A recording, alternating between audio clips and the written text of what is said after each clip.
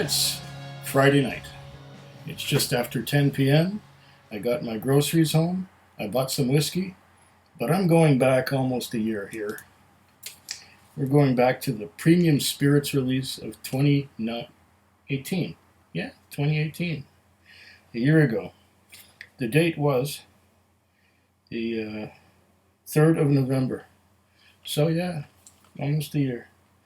3rd of November. So, the ones I'm going to taste tonight that are not samples, were from the Premium Spirits release of 2018. This is a curiosity. Now, it's a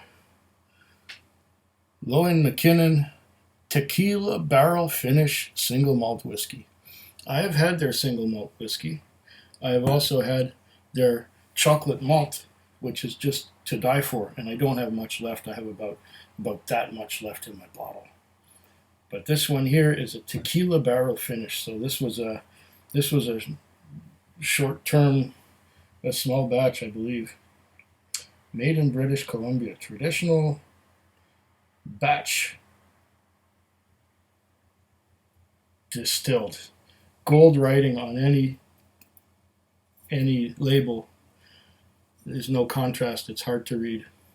But this on the back you can read because it's black on white. I'm going to read that to you as soon as I've opened this and poured me a dram and let it open up a little bit.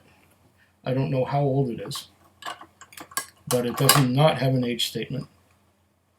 It's bottled at 43% ABV, so it's not a bad place to start for my evening. I could have started with something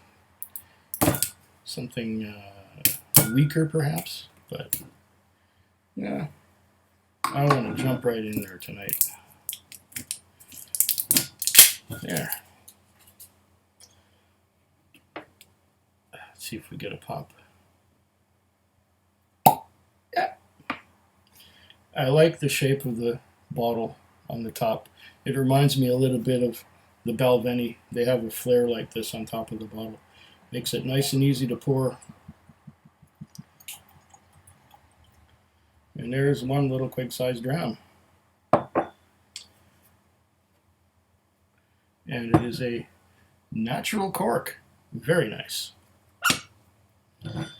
I'm going to probably pour some of that into my infinity bottles. Oh, right. Before I know, I'm going to tell you what it says on here. When making Lowen McKinnon whiskey, it all starts with award-winning brewmaster Gary Lowen brewing his top-quality mash.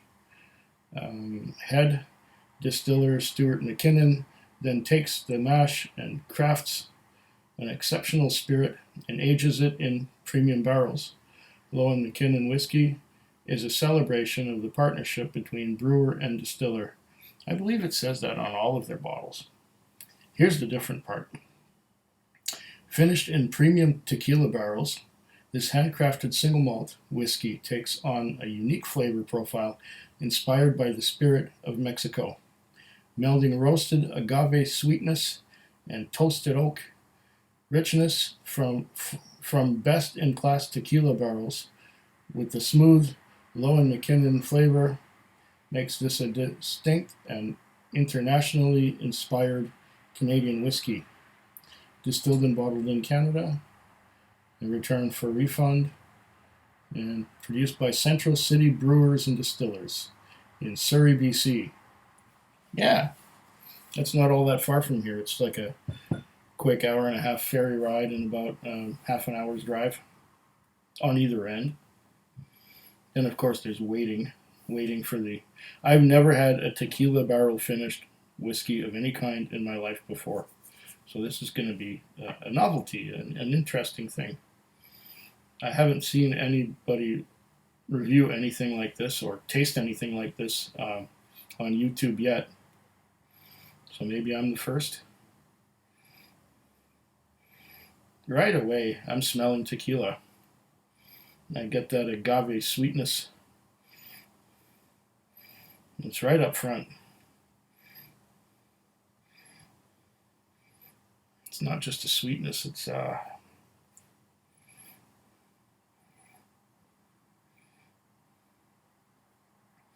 It's a dryness, if you can describe it that way. It's like an agave dryness. It smells a lot like tequila in the same way that a wine finish whiskey will smell like wine.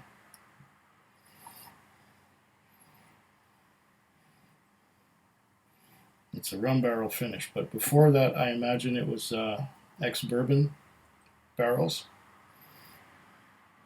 And I'm not getting much of that ex-bourbon on the nose. Mostly, the finish, is forward. It's right in your face. Or maybe because the tequila is so different, that's why I'm picking it up. And the scents that I'm used to in the background are in the background, and I'm not getting them. Well, let's see what happens if, well, it's 43%, so I'm not expecting it to be very viscous.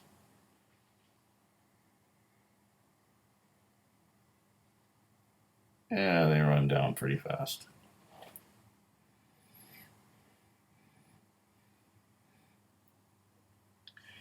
Now for the taste.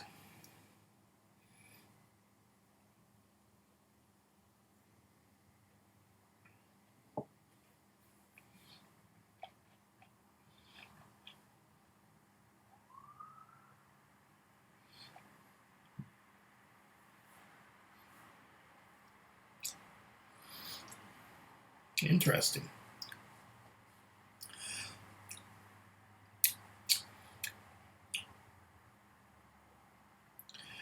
This has a rich, creamy mouthfeel. Mostly what I'm getting is that tequila flavor. If you like tequila and you like whiskey, you'll probably enjoy this. I think the tequila is a little bit much forward.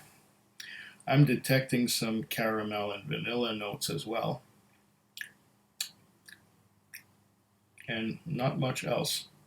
The tequila, the agave, that's coating the mouth all over, and even coating the throat. It's coating the throat all the way down. I'm just getting this tequila harshness, if I can say harshness. It's like it's giving me the equivalent of a Kentucky hug right now. If I burped, I wonder what that would be like.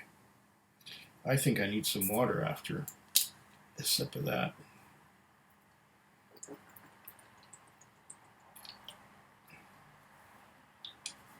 I might even try it with a bit of water and see if that makes a difference. Uh,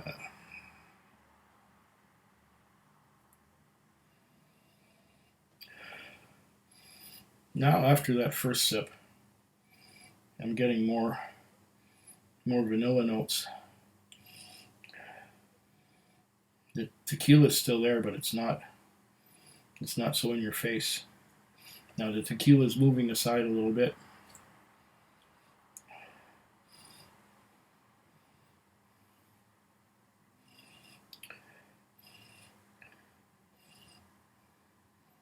A bit of toffee, vanilla.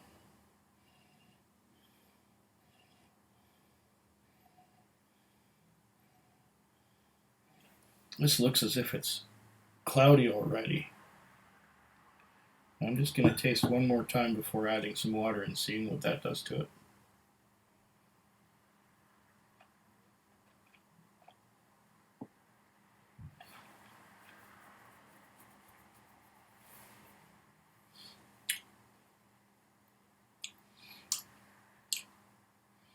Huh.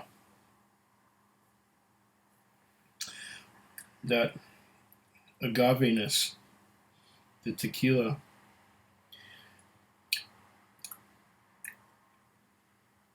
makes it almost like drinking a gin. The tequila reminds me of the botanicals that you get in a gin, which is kind of strange. I wouldn't say it's off-putting, it's just different. And I think it would take some getting used to really appreciate this. I'm still getting some toffee and vanilla and some caramel, but still the predominant note is that that agave dryness, which is still present on the finish, still on the finish, and it fades. It fades to a mild vanilla. The vanilla is very mild now. Again.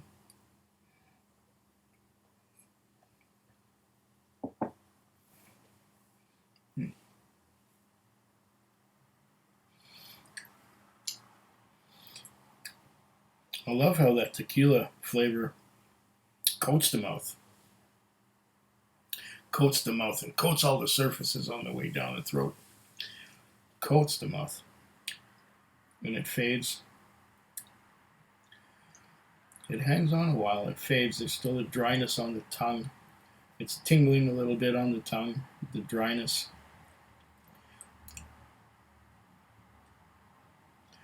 Just a tiny little bit of vanilla and toffee. But still, oh, down the throat. The tequila burns. I don't know if it's an alcohol burn or an agave burn, but it burns a little. You know, I'm used to strong whiskeys, but this at 83 with the tequila finish, it's different. It's gonna take a while to get used to it, and just a tiny little bit of water. See what the little bit of water does to it. Does that diminish the effect of the tequila? I imagine this would be nice in the summer with an ice cube. Maybe the water will tame the tequila and bring out a little bit more of the toffee and vanilla notes.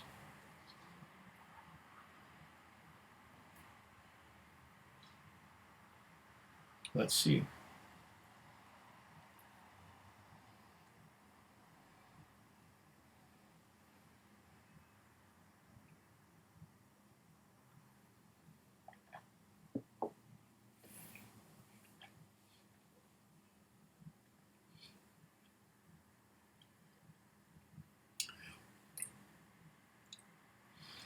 Sí, correcto. Oh. That agave is a lot like the juniper you get in a gin. And the water hasn't brought out any more vanilla or toffee or caramel or anything else like that, but it has made the burn from the tequila or alcohol, whichever the case may be, less less hot. It's made it more interesting. This is for summertime. This I opened this too late. I should have opened it a couple months ago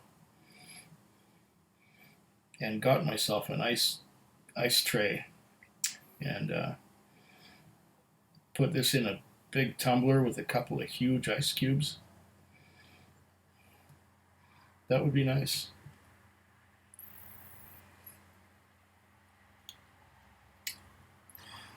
And after drinking oh wait, now I'm getting a salty note. Where's that coming from? It's salty.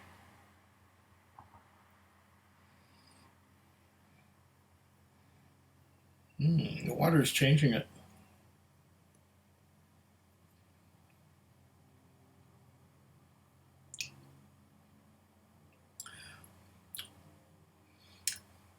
Yeah, salty. Salty. Interesting. That agave, now with the addition of water, is becoming more spicy. It's softer. It's not as in your face, but it's getting more spicy. It's like briny and white pepper. Interesting. Very interesting. I guess it would get more spicy with more water. I don't know. Well, anyway, whatever it is, I will drink to your very good health. And cheers. Food Quig. Food quick. Food quick. Food Quig. Food quick. I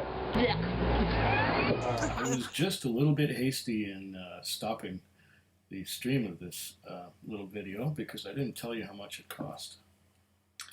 According to my bill of sale here, it's $69.99. Add to that another 10 cents of bottle deposit. Add $7 for the liquor tax and $3.50 for the goods and services tax.